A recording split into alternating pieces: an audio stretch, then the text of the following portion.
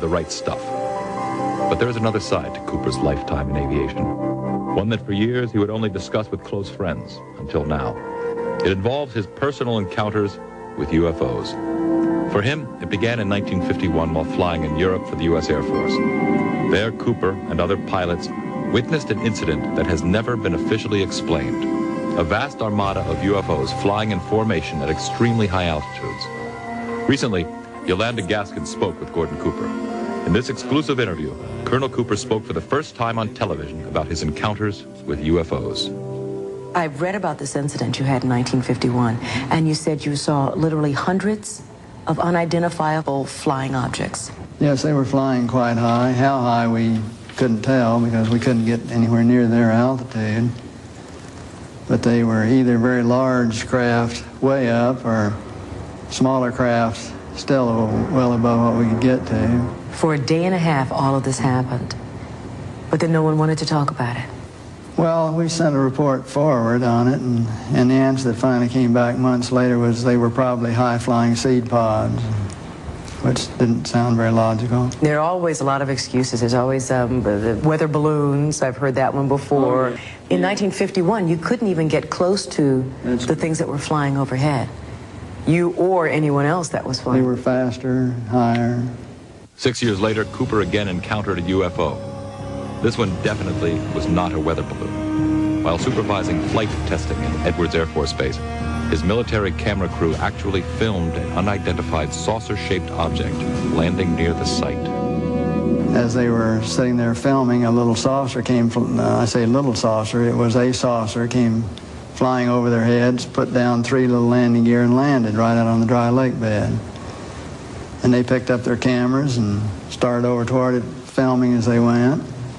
And when they got in fairly close to it, it lifted up, put the gear back in the wheel wells, tipped up, and took off at a great rate of speed. And so they came into my office and told me what had happened, and I sent them over to develop the film. And then had to go through all the proper regulations of reporting this. And we wound up having to send the film forward to Washington in the base jet airplane. And I don't know whether anyone's ever seen it since.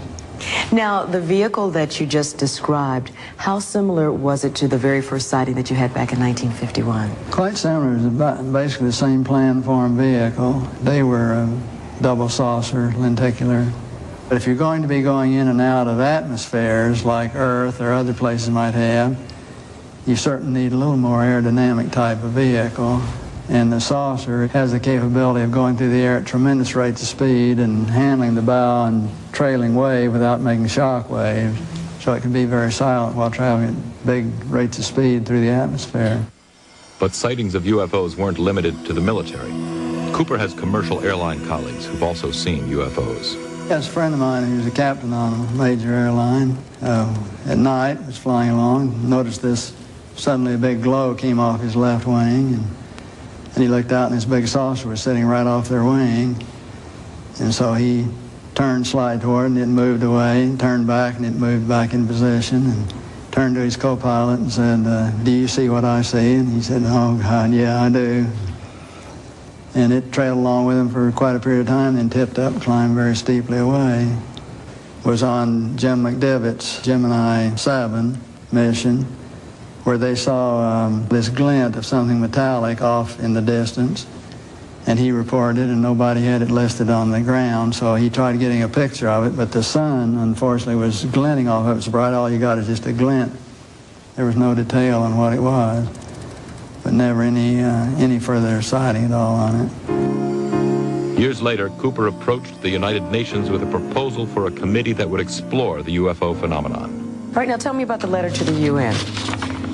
Well, the letter to the UN was in conjunction with a meeting that I had with Kurt Waldheim and the Security Council of the UN to try to encourage the UN to establish a committee to start comparing notes and data and information and to really look into all of this from an unbiased, neutral point of view. Here's a quote from your letter. I believe that these extraterrestrial vehicles and their crews are visiting this planet from other planets and are obviously a little more advanced than we are here on Earth. And are you saying that's exactly why governments have been trying to keep this information private, because of that obvious advancement? Very possibly, right.